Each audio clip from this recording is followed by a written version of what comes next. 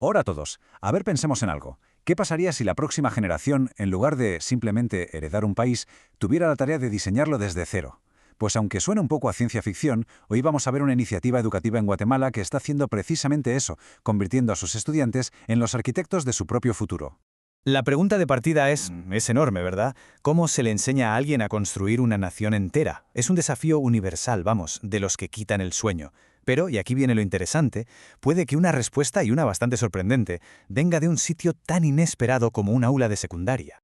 Y esa respuesta nos lleva directos a Guatemala. Allí el Ministerio de Educación ha puesto en marcha una iniciativa que va mucho más allá de enseñar historia o la típica asignatura de civismo. Lo que hace es lanzar un guante, un desafío a los estudiantes para que se conviertan, en arquitectos activos de la nación.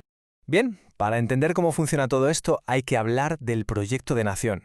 Y hay que dejar claro desde ya que esto es mucho, pero que mucho más que un simple trabajo de clase. A ver, la idea en sí es sencilla, pero a la vez tremendamente ambiciosa.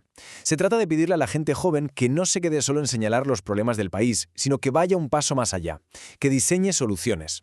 Y no soluciones pequeñas, no, soluciones a gran escala. Es en el fondo un ejercicio práctico de planificación cívica que lo toca absolutamente todo, desde la economía hasta la justicia social.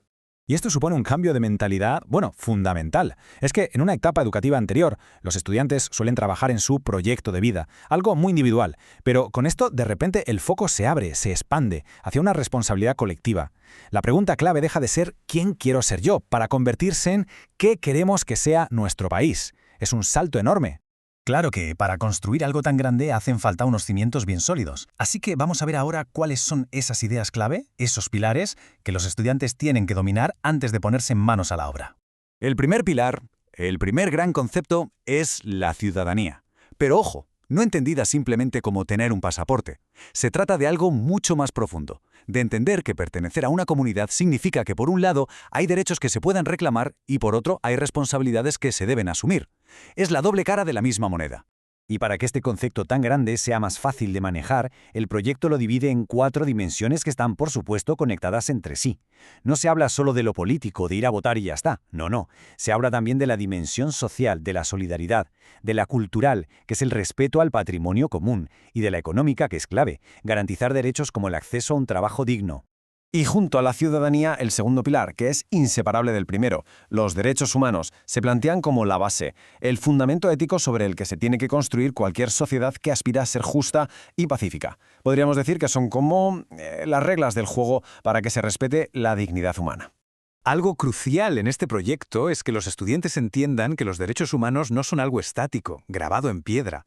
Han evolucionado muchísimo. Se les enseña toda esa trayectoria histórica, desde los primeros derechos civiles y políticos, allá por el siglo XVIII, luego los sociales y económicos después de la Segunda Guerra Mundial, más tarde los colectivos y medioambientales, y hasta llegar a hoy, con los nuevos retos de la era digital.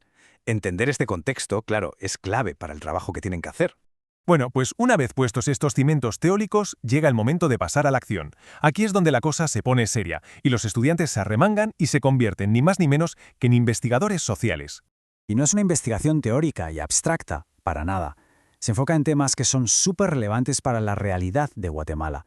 Cosas como, por ejemplo, el impacto que tiene la corrupción en los servicios públicos, o qué estrategias se pueden seguir para prevenir la violencia, o incluso cómo la educación financiera puede servir de herramienta para proteger los derechos económicos de la gente. Además, todo este proceso es colaborativo y, sobre todo, muy riguroso. Se organizan en grupos de hasta 10 personas y aprenden a aplicar una metodología de investigación formal, o sea, que abordan problemas reales con la seriedad y el rigor que se merecen. Y el proceso que siguen es de un rigor académico de verdad notable. Siguen todos los pasos, definen el tema, plantean el problema, establecen objetivos, hacen una revisión de lo que ya se ha escrito sobre eso, formulan una hipótesis y diseñan su propia metodología. Es que, en esencia, es como una introducción a la investigación universitaria, pero en plena etapa escolar. Casi nada. Y después de toda esa investigación, de todos esos datos, llega la parte para mí más inspiradora. El momento en el que todo ese análisis se transforma en una aspiración, en una visión, en un sueño colectivo. Aquí es exactamente donde la investigación se convierte en inspiración. La llamada visión de nación es, podríamos decir, el corazón del proyecto. Se trata de crear una declaración, una frase clara, potente, que dé respuesta a la gran pregunta, con todo lo que hemos aprendido, ¿qué Guatemala soñamos para dentro de 10 o 20 años? Y para que se entienda mejor, aquí tenemos un ejemplo real, y la verdad es que es muy potente. Esta visión, elaborada por un grupo de estudiantes, no es una frase hueca, no es un eslogan, es un objetivo clarísimo que nace de su propia investigación sobre la violencia y que apunta a un resultado concreto, una sociedad más pacífica, segura y justa. Perfecto, pues ahora vamos a ver cómo todas estas piezas del puzzle encajan para dar forma al producto final, que es la culminación de todo este enorme trabajo. Porque al final de todo, los estudiantes no entregan un papel con un par de ideas, no. Lo que presentan es un informe súper detallado y hacen una presentación, una defensa oral de su proyecto. En él no solo identifican los problemas, sino que proponen soluciones viables y esto es lo más importante, detallan un plan de acción concreto para llevarlas a la práctica. En el fondo, esto es lo que hace que la iniciativa sea tan profunda. Cambia una de las preguntas fundamentales que siempre ha hecho la educación.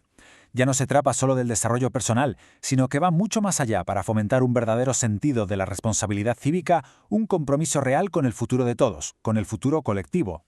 Y todo esto, al final, nos deja con una idea muy potente para reflexionar, porque el modelo de Guatemala, en realidad, plantea una pregunta que es universal.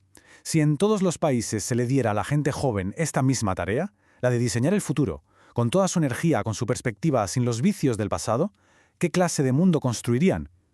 Ahí queda la pregunta.